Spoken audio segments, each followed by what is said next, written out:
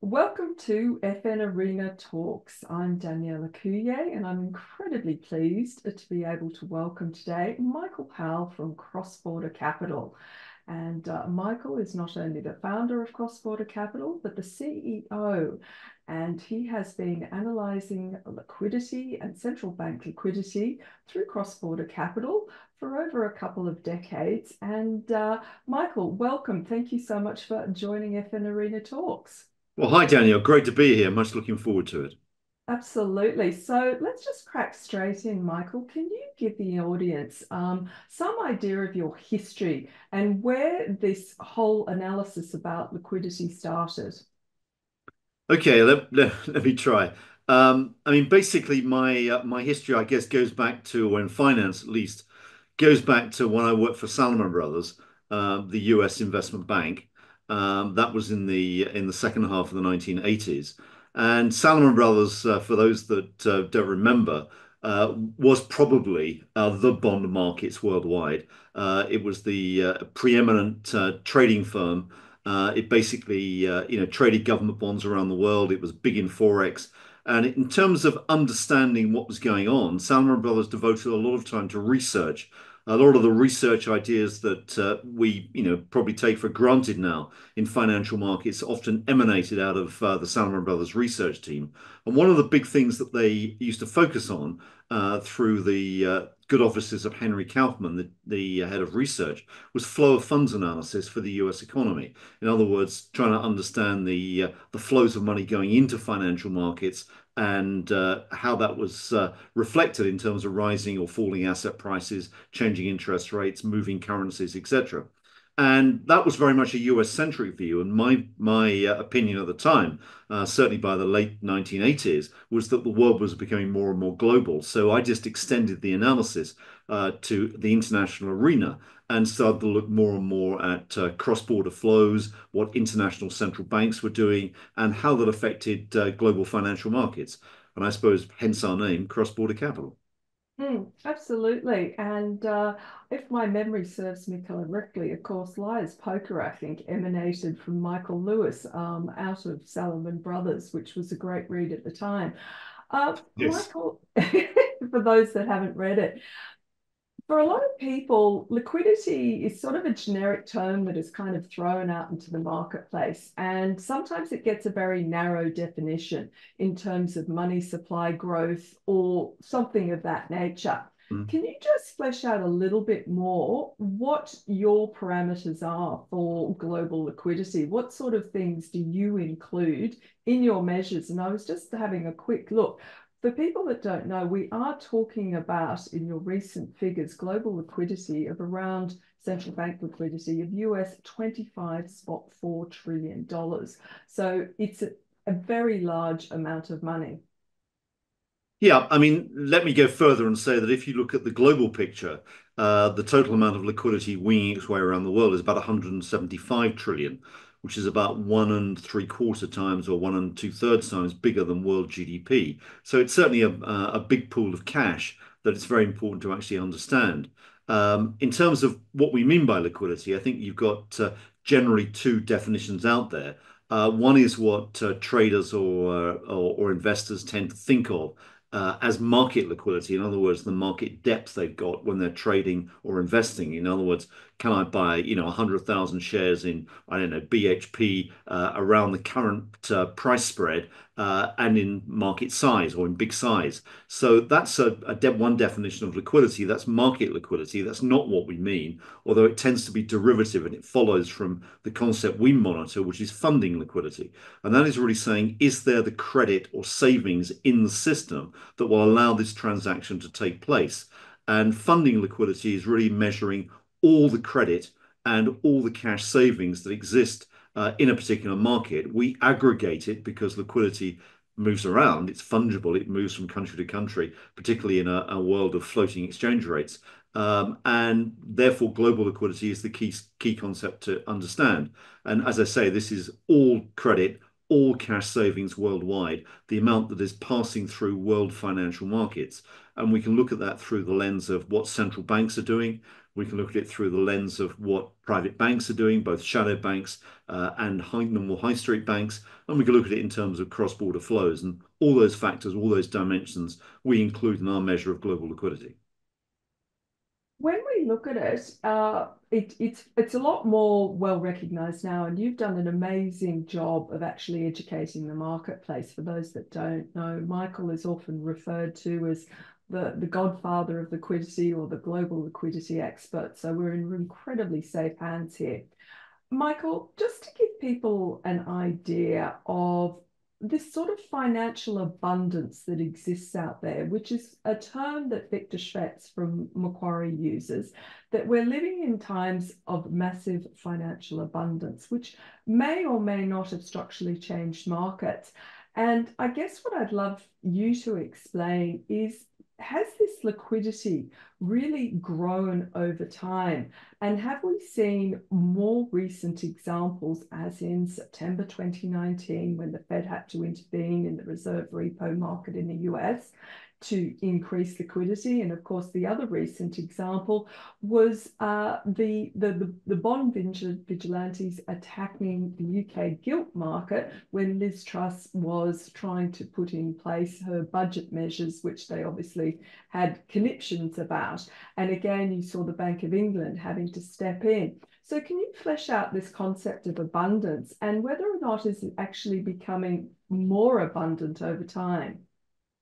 Okay, very, very good point, Danielle. I think the first thing to say is liquidity is cyclical, and the bottom of the last cycle was around October of 2022, and we've been seeing rising liquidity in the global economy, or at least rising liquidity in financial markets, passing through financial markets really ever since. That's why world asset prices are going up. For those that haven't noticed, we've had a 2-year bull market pretty much in risk assets. And the reason for that is not necessarily because the world real economy is generating huge amounts of profits, not really because interest rates have been coming down. It's much more because the flow of liquidity has been going up. And if you want to understand financial markets and how financial markets move, you've got to look at this concept, embrace this concept of global liquidity, because it's absolutely key. This explains why Wall Street is soaring. This explains why gold is at an all-time high. All these asset prices are getting a bid because of rising liquidity. Now, as I said, global liquidity is cyclical, and we've got to try and remember that. It's not always abundant. There will be times when there'll be a scarcity of liquidity, and that's really important. And the way to sort of understand the whole process is to think, first of all, in terms of debt. And we've got massive amounts of debt in the world economy, something like $350 trillion of debt. Now, the point about debt is that debt doesn't really go away. Spoiler alert here, debt is never repaid. But debt, under a contract of issuing debt, debt should be repaid. And if I borrow, let's say, $100 million for a 5-year term, I've got to repay that $100 million in 5 years. And that may be a burden.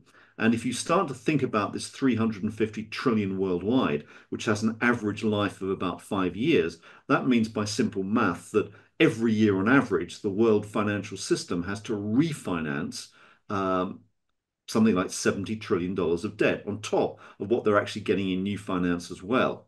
Now, the reason for making that point is that this is often lost on a lot of commentators, simply because economic textbooks tell you that the financial sector is all about raising new capital for investment, and that investment drives the business cycle. And that's often why economists tend to refer to 9 to 10 year cycles, because that's really the cycle or the period of capital investment, the depreciation and reinvestment of capital. Unfortunately, that world was left behind many, many, many decades ago. The world doesn't work like that.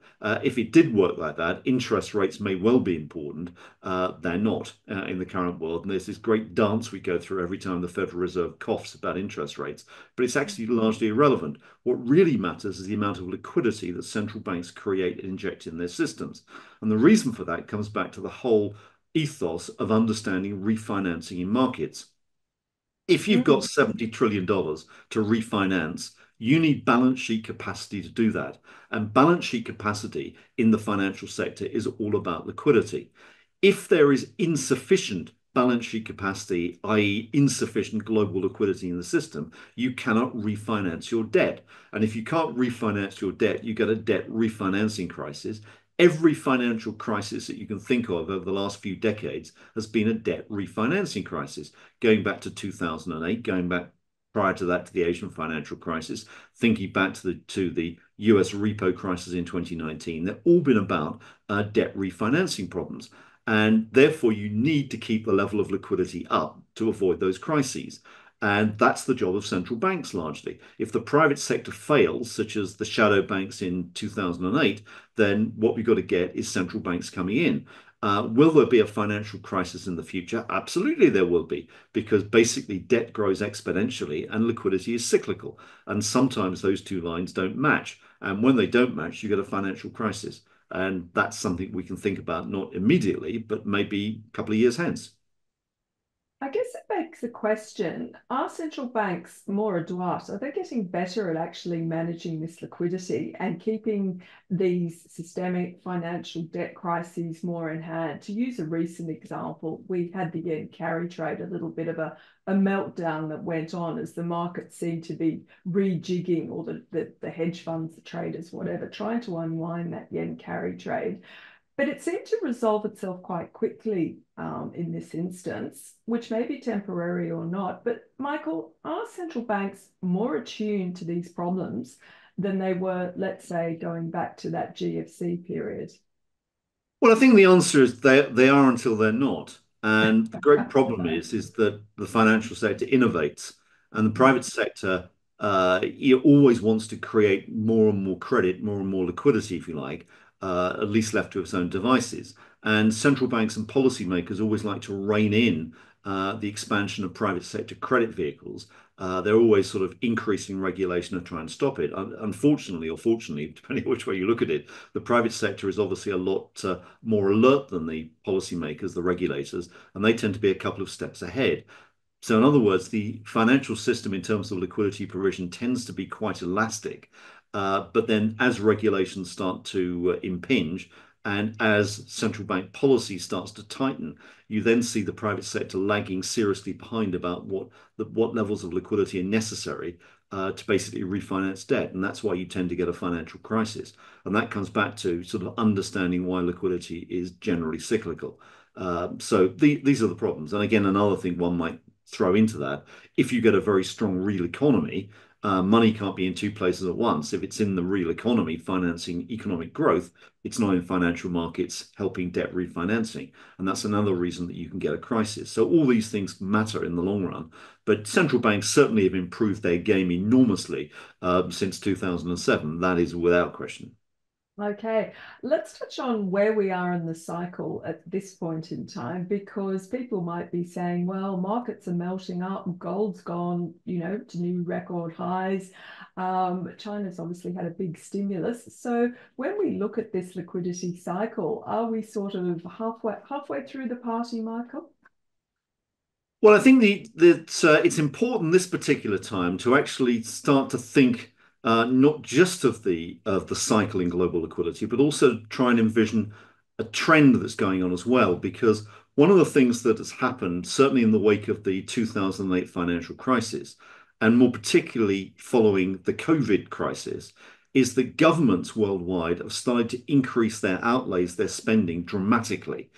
For example, the US government's outlays are 40%, that's 40% bigger today than they were ahead of COVID. So there's an enormous increase in outlays, whereas tax revenues are not really going up at the same pace. So what you've got is very, very large primary deficits, in other words, before interest payments, in most of the Western world. Now, this is unprecedented. The scale of that is unprecedented. And once you start to add in interest costs as well on the debt they've got, you start to see government deficits of the magnitude of sort of 6 to 8% per annum. Now, we were used to historically seeing maybe 1 or 2% occasionally over the years, but nothing like a sustained or embedded 6 to 8%. And the question is, how do they fund that? And increasingly, they're turning to the financial markets to fund that. And they can't keep using the long end of the market, in other words, selling their bonds to institutions, because that pushes up long-term interest rates and that compounds the whole interest bill. What they have to do is to go to the front end, the short end of the market, and actually effectively, to use another expression, print money. And that is what is increasingly happening. If you look at the US, which is, the one we've all got to start to look to, the US currently is funding the deficit 75% with monetization. So they're basically monetizing the US deficit. Milton Friedman, long departed this earth, would be turning in his grave if he started to see what was going on right now.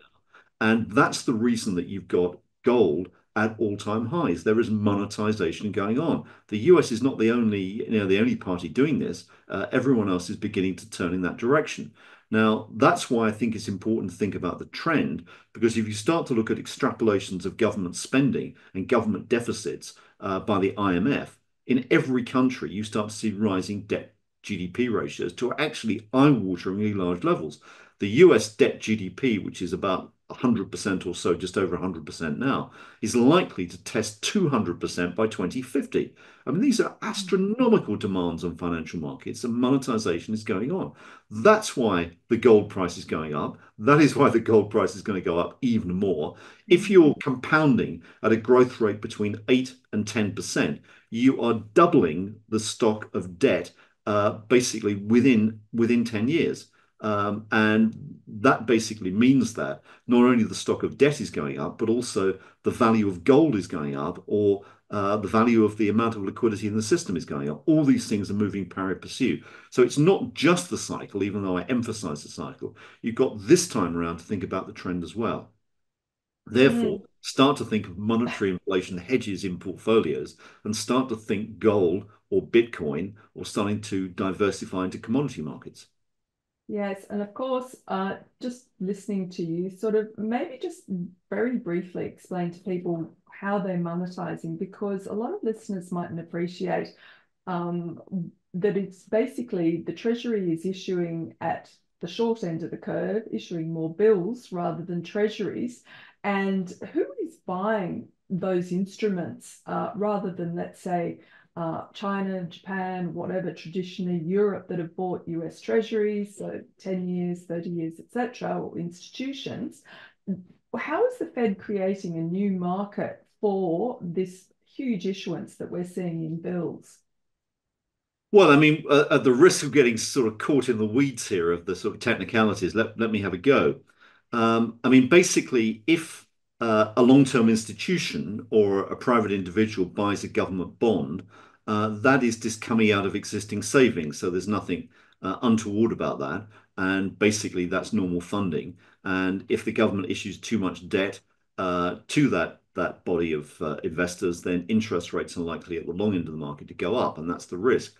If they start to issue to banks and the banks buy the debt, the banks' balance sheets will expand. And as banks' balance sheets expand, that is monetization. That's basically increasing money supply.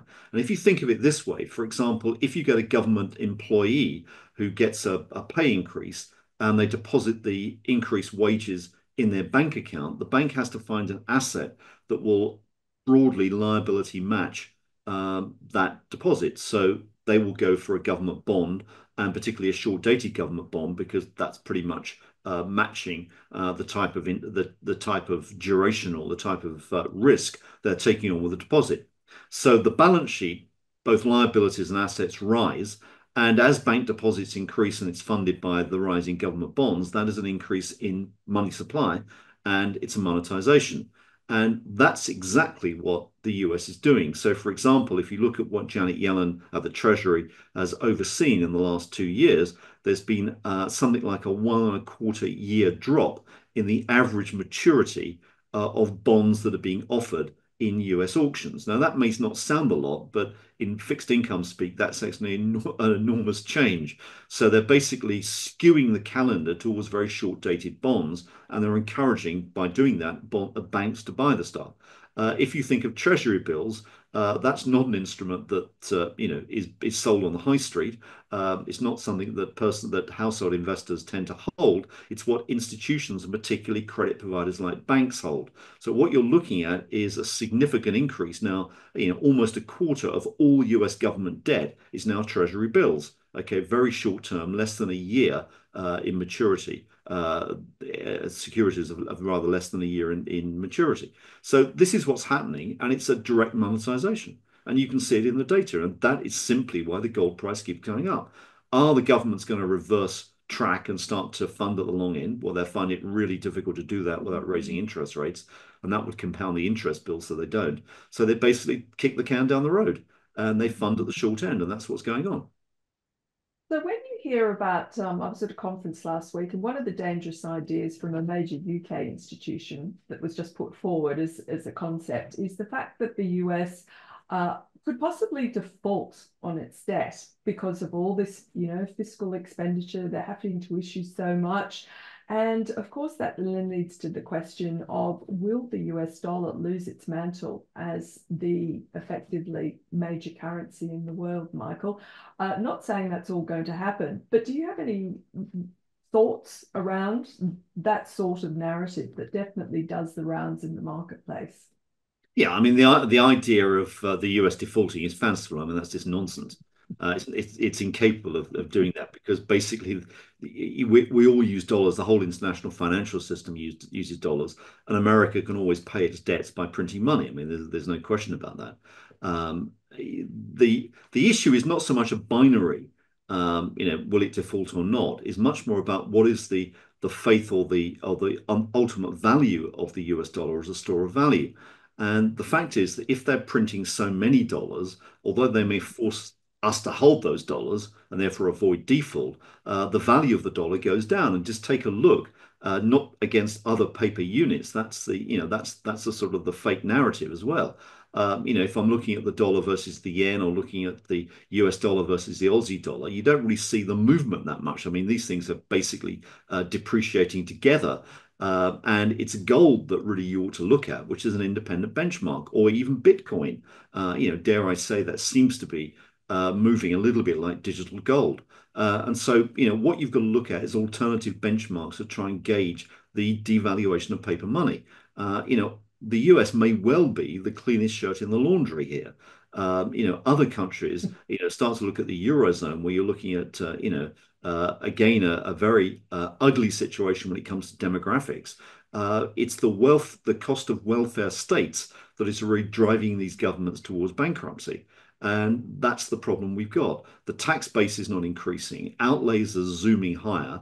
Europe, as an example, has to take on more and more defense spending, and it just can't afford to do it. So how do they square the circle? They're going to have to monetize in some form. The US has already got that bug. Others, I mean, Japan, Bank of Mm. Japan owns most of the government debt market, for heaven's sake. I mean, the reality is out there. This is why the gold market is going up. And what you've got is other countries outside of the Western orbit, for example, China, Russia, Iran, etc., who are basically using gold now as one of their main reserves. So it's not the question that the US dollar or the US is going to default on its debt, or the US dollar is suddenly going to worthless. That won't happen. The fact is that the US still has the biggest financial markets in the world. And if you've got a country like China that is earning an enormous trade surplus, there's only really one place for them to put their surplus, and that's in US financial assets. There's no other game in town. But at the margin, they're starting to shift more money, more of their reserves into hard assets like gold, and that is pushing the gold price higher. Mm. Let's whirl round to the asset classes at the moment. Obviously, you like gold, you like Bitcoin as an alternative, but possibly digital gold. We saw China finally being able to, I suppose, provide some stimulus, although some of the commentators I've been reading question mark whether or not the stimulus that we saw yesterday is really as grand as the markets would like to portray. But where are we in terms of asset classes at the moment? Is it time in the cycle for investors to start looking more at China?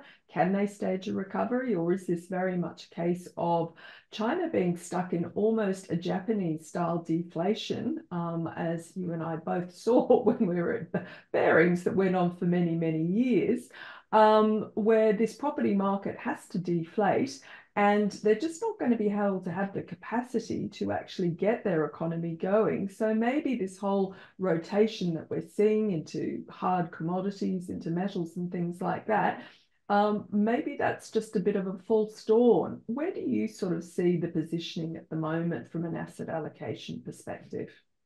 Well, I think I think everyone's right to look at China and to see China as one of the major problems out there for the world economy or policymakers to tackle. Having looked at a number of the comments in the media in the last 24 hours, I mean, a lot of what I can see is just basically rubbish. I mean, people are focusing on ridiculous things like, there's a 20 basis point cut in rates or whatever it may be, or they're giving support to the housing market or putting a few, extra dollars into the stock market. I mean, these are irrelevant things. At the end of the day, what we've got is a situation where structurally the model of what you may call red capitalism, which is China's sort of, recipe for success, it is no longer working. And the reason it's no longer working is it really needed the West to accommodate it.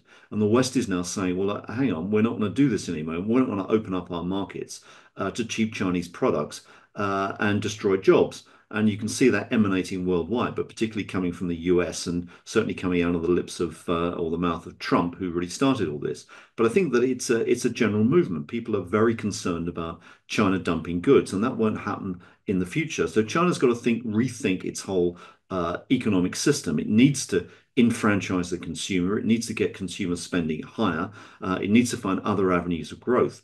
But ultimately, what this is really telling us is that if you overproduce products and just look at the market on electric cars or solar panels or whatever, I mean, they're producing, every year more than the world actually can ever consume probably in eternity of these things. And the only way that China can square the circle is either to stop production or to let its real exchange rate collapse. And the real exchange rate, think of it as the nominal yuan multiplied by some price index, put it high street prices or asset prices.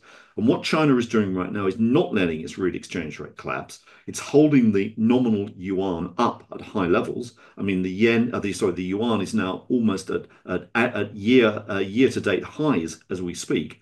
And what they're doing is they're taking all the punishment on the chin of lower prices. Now, consequently, the real exchange rate's adjusting lower by prices falling, particularly asset prices. And that just simply cannot go on. So ultimately, China's either got to stop production, print lots and lots of money, and hope that that gets the exchange rate down a tad Mm-hmm. and starts to get asset prices and high street prices up. So if China is serious, we've got to look over the next few months and see whether there is a big monetary expansion. And you simply cannot judge that on one day or 24 hours news. You've got to look at what the People's Bank is doing over a sustained period. And that's what we intend to do. We suspect that the Chinese, not being foolish, are going to do this and they're going to start stimulating their economy. And therefore, you've got to look for more, a much, much bigger liquidity stimulus, maybe over a 3 to 6 month period. And that will involve not 1 trillion yuan, but that will involve several trillion yuan Mm-hmm. of money dumped into their financial markets. If that is the case, and we suspect it could be, you're going to see commodity prices worldwide lifting off very substantially again. And you will also see the price of gold rocketing and making even higher all-time highs. So that's the recipe, and China is really key to that understanding. Mm. With all of this monetization, how does that play out in terms of high street inflation? Is there a longer term risk that lots of people would say that because you are seeing central banks monetizing their debt so much, that we're going to eventually end up back down the route of having high street inflation problems? Is that a risk, Michael?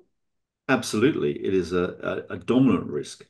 And, I would disagree with the fact that US inflation is currently, underlying inflation is 2%, which is what the Federal Reserve tells us. It's considerably higher than that. It's more likely in the 3 to 4% range, underlying US inflation. But the figures are being distorted by, basically what the Treasury and the Federal Reserve are doing sulla tabula to, if you like, compress or fool the market, compress break-even inflation rates and fool the market. So underlying inflation is already there. I think you've got to think about, this background of what is high street inflation and how the monetary element really feeds into that. We tend to think of high street inflation as being a cocktail or a hybrid of different inputs. Monetary devaluation or devaluation of paper money, which we've been speaking about, is one of those ingredients. Another could be things like oil prices. Another could be technology. Another could be cheap Chinese goods. All these factors tend to be inputs into high street prices.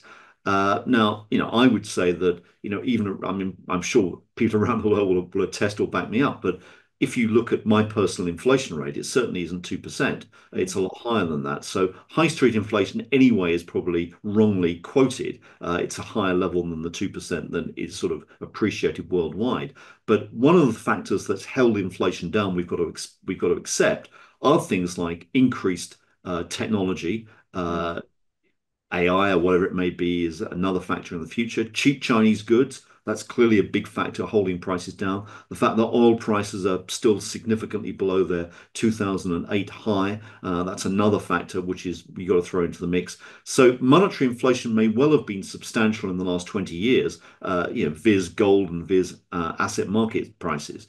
But it hasn't fed through to the high street because you've had these offsetting factors.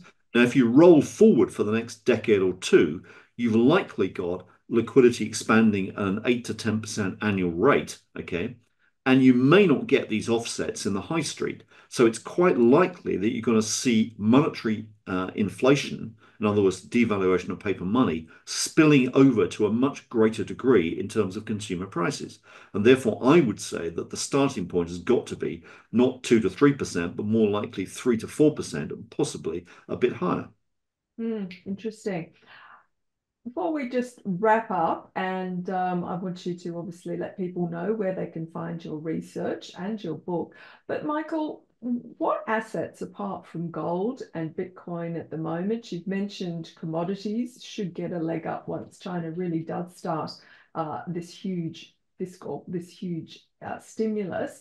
How are equity markets looking? Because they are, well, the US is at record highs. Australia notched up a record high not so long ago. Are they potentially looking a little bit tired at this point?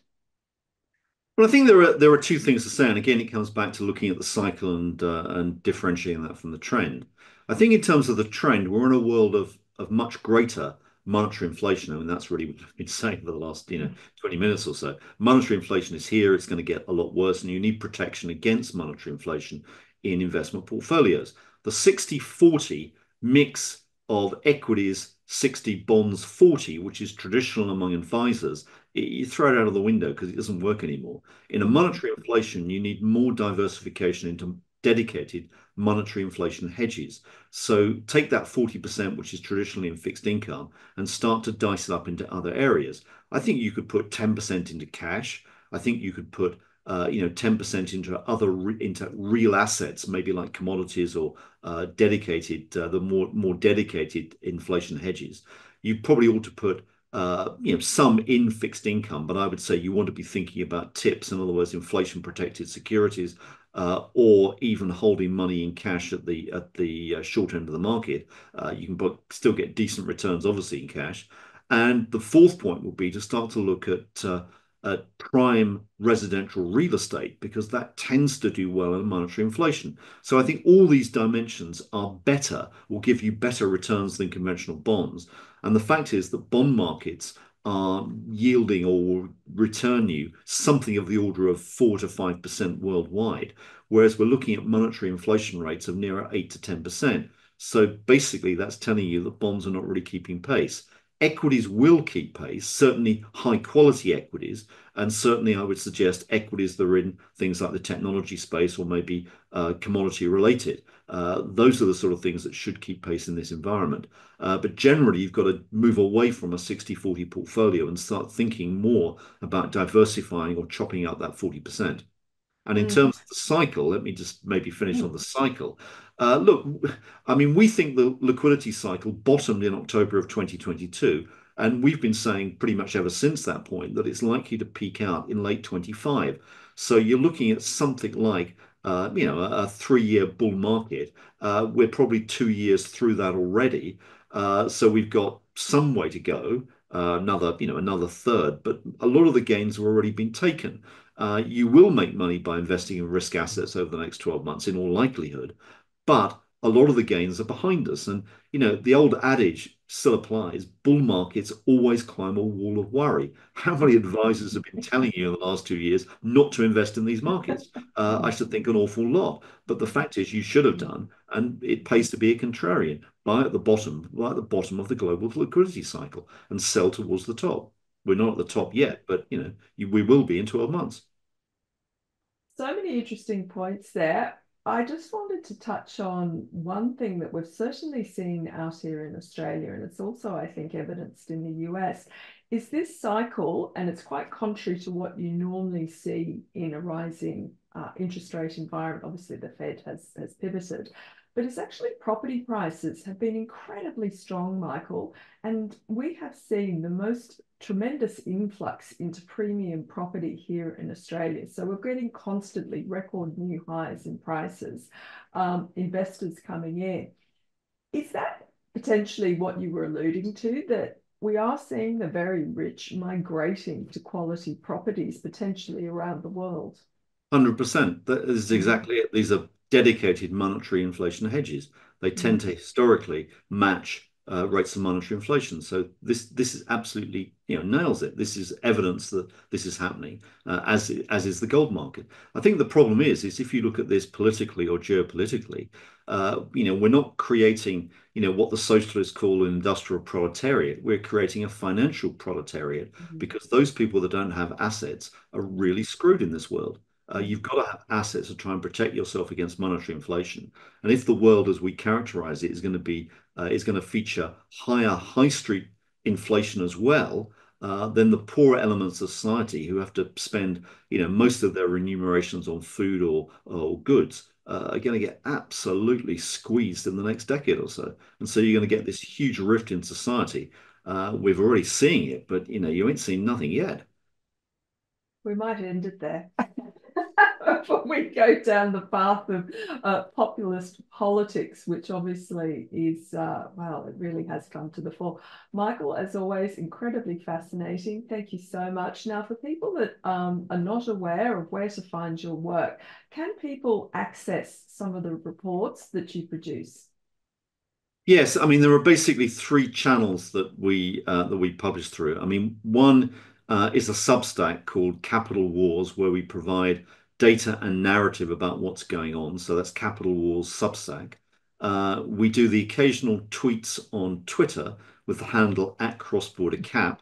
There's a book I wrote about 5 years ago, which is called Capital Wars, which details all this stuff about global liquidity and why it's relevant and how we measure it, etc. That's published by Palgrave Macmillan. And the fourth area, if you like, is looking at our institutional research service, which is basically providing a lot of data to quant funds or providing analysis for traditional institutional investors. And that's available on www.crossbordercapital.com. So those are the various points of contact. Fantastic, Michael. And having observed your work, read it, enjoyed it, and listened to hours of podcasts and YouTubes, I can't recommend what you produce highly enough, because you have been incredibly accurate in picking the cycles as well as some of your asset calls. So a huge privilege, Michael, to have you on FNArena Talks. Thank you so much for joining us today. Great, Daniel. Much enjoyed it. Thank you.